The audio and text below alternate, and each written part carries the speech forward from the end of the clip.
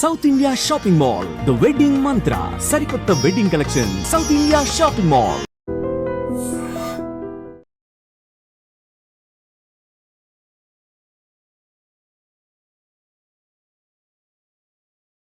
పిఠాపురంలో అతి ప్రాచీనమైన పుణ్యక్షేత్రం పాదగయ. ఇక్కడ స్వామివారు శ్రీ కుక్కుటేశ్వరుడుగా స్వయంభువుగా వెలిసినటువంటి క్షేత్రం కాబట్టి శ్రీ కుక్కుటేశ్వర స్వామివారి దేవస్థానంగా ఈ ఆలయం విరాజిల్లుతోంది.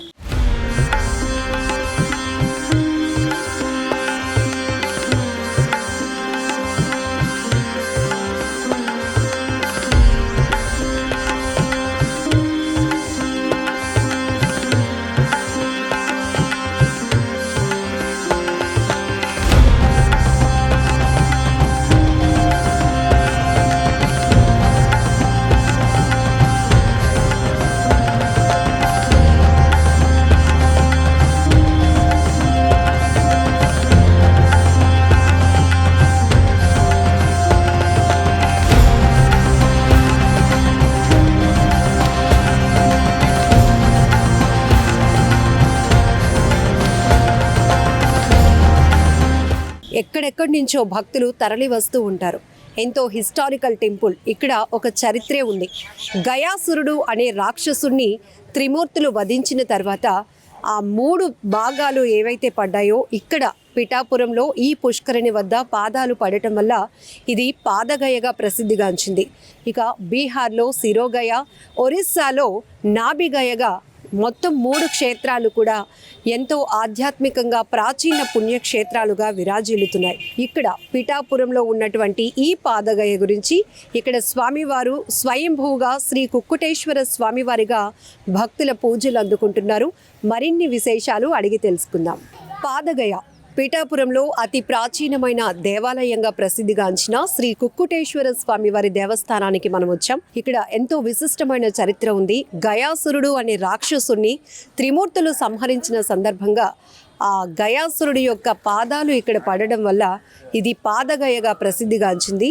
ఇంకా అతి ప్రాచీనమైనటువంటి దేవాలయంగా ఎంతోమంది భక్తులు ఇక్కడికి వచ్చి ఒక ముక్తి మార్గంగా భావిస్తూ ఉంటారు. ఇక్కడ స్వామివారిని దర్శనం చేసుకుంటే కోరిన కోరికలు నెరవేరుతాయి అనేది ప్రసిద్ధిగాంచినటువంటి విధానం.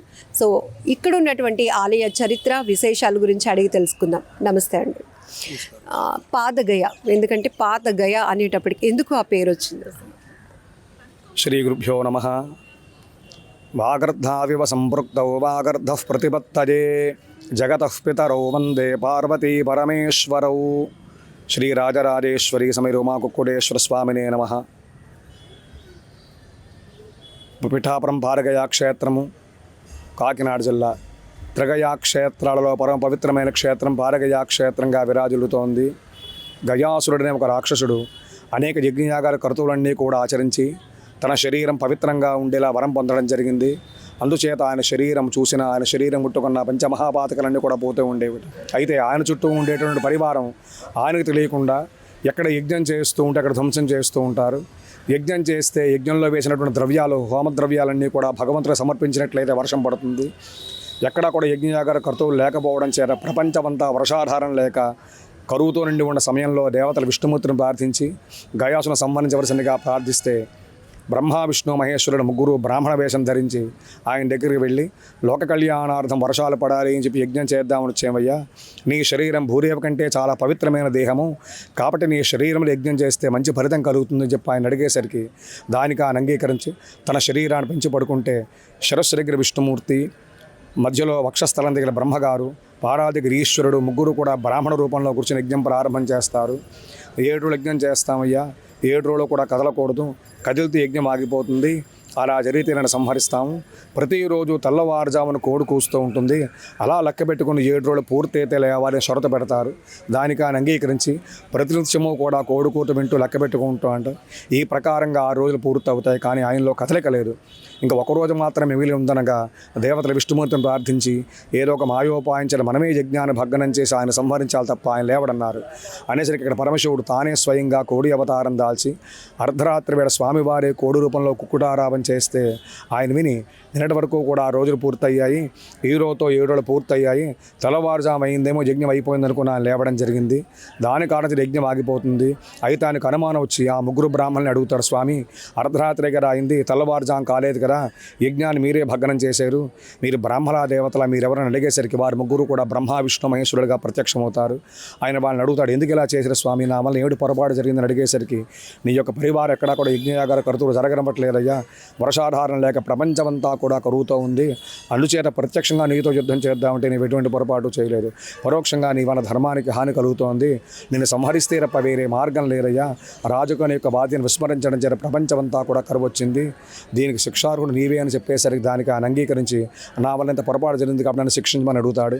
అప్పుడు దేవతలు నీవు ధన్యజీవయ్యా, నీకేం వరం కావాలో కోరుకోమనగానే ఆయన ఏం చెప్తాడంటే, నా శరీరం 3 భాగాలు చేయండి, అవి పుట్టిన ప్రదేశాలు 3, నా పేరు గయాసురుడు కాబట్టి గయాక్షేత్రాలు అవ్వాలి, అక్కడ బ్రహ్మ విష్ణు మహేశ్వరులు మీరు ముగ్గురు ఉండాలి, ఆ 3 గైలలో చనిపోయిన పెద్దలకు ఎవరికైనా పిండ ప్రదానాలు శ్రాద్ధకర్మలు ఆచరిస్తే వారి పితృదేవత నా ద్వారా మోక్షాన్ని పొందాలని చెప్పి అడిగేసరికి విష్ణుమూర్తి ఆ వరం అనుగ్రహించి ఆ శరీరాన్ని సుదర్శన చక్రం చేతి 3 భాగాలుగా చేస్తే శిరస్సు, వక్షస్థలం, పాదాలు, శిరస్సు పడిన ప్రదేశం బీహార్ గయాక్షేత్రము, అక్కడ విష్ణుభారం ఉంటుంది, వక్షస్థల భాగం ఒరిస్సా రాష్ట్రం జాజిపూర్ నాభిగయా క్షేత్రము, అక్కడ బ్రహ్మగారు వేదికగా ఉంటారు, గయాసుడికి పారంపడిన ప్రదేశం ఈ క్షేత్రం పారగయా క్షేత్రంగా విరాజిల్లుతోంది.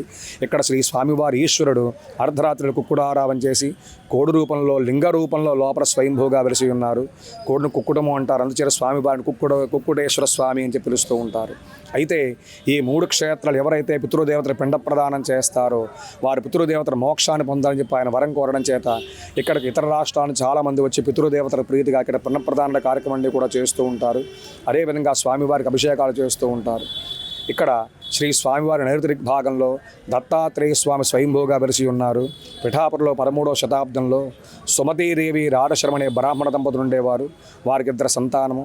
ఆ ఇద్దరూ కూడా అంగవైకల్యంతో ఉండడం చేత చక్కనైన సంతానం కలగాలి అని చెప్పి రోజు కూడా దత్తాత్రేయ స్వామిని సేవిస్తూ ఉంటే కొంతకాలం అయిన తర్వాత ఆ స్వామివారికి అనుగ్రహం కలిగి సన్యాసి వేషం ధరించి భిక్ష స్వీకరించేసరికి వారింటికి వెళ్ళి భిక్ష స్వీకరించి తల్లిని అడుగుతారు, సుమతీది ఏం కావాలమ్మా నీకు అని అడిగేసరికి ఆమె ఏం కోరిందంటే, స్వామి 2 పిల్లలు కూడా అంగవైకల్యంతో ఉన్నారయ్యా, అమ్మాని పిలిచావు కాబట్టి నీవే నాకు సంతానంగా కావాలి అని కోరిందిటండి. అప్పుడు ఆవిడ కోరిక ప్రకారము దత్తాత్రేయ స్వామి వారి శ్రీపాదవల్లభుడుగా పిఠాపురంలో వారికి ఇక్కడ జన్మించారు. వారికి దర్శనమిచ్చి లోపల స్వామివారు స్వయంభూగా వెలిసినట్టుగా చరిత్రలో ఉంది. ఎక్కడైనా సరే స్వామివారి పాదుకలు ఉన్నాయి తప్ప దత్తాత్రేయ స్వామి స్వయంభూగా వెలిసిన ప్రదేశం పారగయా క్షేత్రంలో స్వామివారి నైరుతి దిగ్భాగంలో మాత్రమే వెలిసినట్లుగా చరిత్రలో ఉంది. అదేవిధంగా స్వామివారి ఉత్తర దిగ్భాగంలో అష్టాదశ శక్తి పీఠాల్లో పరోశక్తి పీఠము అమ్మవారు పురుహూతిగాదేవి. దక్షిణయజ్ఞం జరిగిన తర్వాత సతీదేవి శరీరాన్ని విష్ణుమూర్తి సుదర్శన చక్రముల చేత 12 భాగాలుగా ఖండింపగా అమ్మవారిది ఇక్కడ పీఠ భాగం పడిన ప్రదేశము. అందుచేత ఈ క్షేత్రానికి పీఠికాపుర క్షేత్రంగా విరాజిల్లుతోంది. మొదటిసారిగా పురూరవుడనే ఇంద్రుడు అమ్మవారిని సేవించడం జరిగింది. అమ్మవారు ప్రత్యక్షమైతే ఏం వరం కావాలని అడిగితే నా పేరు మీదుగా నీ పూజలు అందుకోవాలని చెప్పి ఆయన కోరడం చేత ఆయన పేరు పురుహూతుడు. అందుచేత ఇక్కడ అమ్మవారిని పురుహూతిగా దేవి అని చెప్పి కొలుస్తూ ఉంటారు. ఈ అమ్మవారికి వసంత నవరాత్రులు, దేవీ నవరాత్రులు కూడా జరుగుతాయి. అదేవిధంగా స్వామివారి దేవేరి రాజరాజేశ్వరి అమ్మవారు, ఈ అమ్మవారిని శంకరాచార్య స్వామివారే స్వయంగా ప్రతిష్ఠ చేసినట్లుగా చరిత్రలో ఉంది. ఈ అమ్మవారికి రాజరాజేశ్వరి అమ్మవారికి దేవీ నవరాత్రులు జరుగుతాయి. అదేవిధంగా దత్తాత్రేయ స్వామివారి దత్త పూర్ణిమ మార్గశిర పూర్ణిమ నాడు స్వామివారికి 7 రోజుల ముందుగా దత్త సప్తాహ దీక్షగా చేస్తారు. ఉదయం స్వామివారికి అభిషేకములు, అదేవిధంగా స్వామివారి పత్రి పూజలు, హోమారిత్యాది కార్యక్రమాలు కూడా జరుగుతాయి. అదేవిధంగా శ్రీ కుక్కుటేశ్వర స్వామివారి వార్షిక కళ్యాణ మహోత్సవంలో మాఘమాసంలో బహుళ ఏకాదశి నుంచి పాల్గొన శుద్ధ పాడ్యం వరకు కూడా జరుగుతాయి. లక్షలాది ప్రజలతో కూడా వచ్చి ఇక్కడ స్నానం ఆచరించి స్వామివారి దర్శనం చేసుకుంటారు. ప్రతినిత్యము కూడా ఇక్కడ స్వామివారికి కుక్కుటేశ్వర స్వామివారికి అభిషేకములు, దత్తాత్రేయ స్వామికి అభిషేకము, అదేవిధంగా అమ్మవారికి శక్తిపీఠ అమ్మవారికి పురుహూతి గారి కుంకుమార్చనలు కూడా ప్రతినిత్యము కూడా జరుగుతూ ఉంటాయి. అదేవిధంగా దూర ప్రాంతాలకు వచ్చిన భక్తులు 50 మందికి కూడా దేవస్థానం వారి నిత్యము కూడా అన్నదానం ఏర్పాటు చేయడం జరిగింది. కాబట్టి భక్తులు 50 మంది యొక్క విషయాన్ని గమనించి భక్తులు 50 మంది కూడా వచ్చి స్వామివారిని ధరించి కృపక పాత్రలు కావాల్సిందిగా కోరుచున్నాం.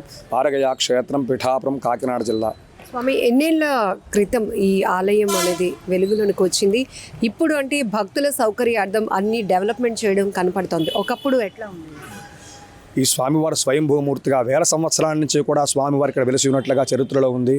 అయితే పిఠాపురం మహారాజా వారి యొక్క స్వామివారికి కొన్ని ఎకరాలు రాసి ఇవ్వడం జరిగింది. ఆ తర్వాత దీన్ని గవర్నమెంట్ తీసుకుని ఇదంతా కూడా డెవలప్మెంట్ చేయడం జరిగింది. దూర ప్రాంతం వచ్చిన భక్తులందరికీ కూడా ఇక్కడ వసతి సౌకర్యాలు ఏర్పాటు చేయడం జరిగింది.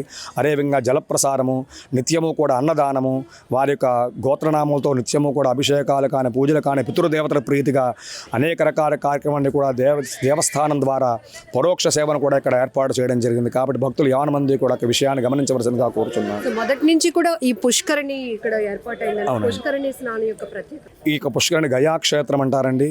ఈ యొక్క పుష్కరంలో స్నానం ఆచరించినట్లయితే సమస్తమైన పుణ్యదుల్లో స్నానం చేసిన ఫలితం కలుగుతుంది. కాబట్టి చాలామంది ఇతర రాష్ట్రాల నుంచి, చుట్టుపక్కల గ్రామాల నుంచి కూడా వచ్చి ప్రతిరోజు కూడా స్నానం ఆచరించి స్వామివారి దర్శనం చేసుకోవడం జరుగుతుందండి. శ్రీ కుక్కుటేశ్వర స్వామివారిని దర్శనం చేసుకోవడానికి వివిధ రాష్ట్రాల నుంచి కూడా పెద్ద ఎత్తున భక్తులు తరలి వస్తూ ఉంటారు. ఇక్కడ మీరు మహిళా భక్తుల్ని చూస్తున్నారు. ఎక్కడి నుంచి వచ్చారు మాట్లాడదాం? హైదరాబాద్ నుంచి. హైదరాబాద్ నుంచి చాలా ఎక్కువ మంది ఉన్నారు. మేము యాక్చువల్లీ ద్వారకా తిరుమల సేవకు వచ్చినాము. సో అక్కడ నుంచి ఇక్కడ దర్శనం చేసుకోవడానికి అమ్మవారు శక్తిపీఠం అని చెప్పి కుక్కుటేశ్వర స్వామి మనకు స్వయంభూ ఇక్కడ ఏమంటారు గయాసురుణ్ణి వధించడానికి ఆయన హెల్ప్ చేశారు. దాని గురించి అట్లా ప్రత్యేకత అది కాబట్టి దర్శనం హిస్టరీ తెలుసుకొని వచ్చాము మేము. స్వామివారి దర్శనం చాలా బాగా జరిగింది. చాలా బాగా అంటే మిగతా శివాలయాల్లో కన్నా ఇక్కడ కుక్కుటేశ్వర స్వామిగా అది మీకు ప్రత్యేకంగా అనిపించిందా? అనిపించింది. పైన మనకు స్ఫటికతో కనిపించటం అదొక ప్రత్యేకత. మామూలుగా మనకు ఎక్కడైనా శివలింగం నార్మల్గా ఉంటుంది, ఇక్కడ స్ఫటికం పైనుంచి రావటం అది స్పెషాలిటీ మనకి.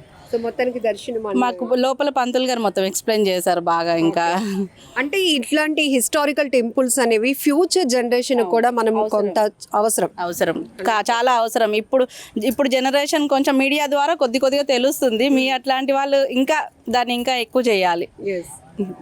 Thank you so much. నిజంగా ప్రస్తుతం ఉన్నటువంటి సమాజం దేనికి ప్రయారిటీ ఇస్తుంది? ఆర్థిక సంబంధాల చుట్టూ మాత్రమే తిరుగుతోంది. మళ్ళీ ఎన్నికలంగానే చాలా విరక్తి కలుగుతాం. మంచి అనిపిస్తుంది కదా, లేడీస్ కూడా ఛాలెంజింగ్ జాబ్స్ చేసినప్పుడు చాలా బాగుంటది. ట్రాఫిక్ అసిస్టెంట్స్ గా నియమించిన ట్రాన్స్జెండర్స్ అందరితో సాల్యూట్ చేయించుకుంటున్నారు. ఫుడ్ డెలివరీ ఇవ్వటానికి వెళ్ళినటువంటి డెలివరీ బాయ్ అనిల్ పై కళ్ళ ముందు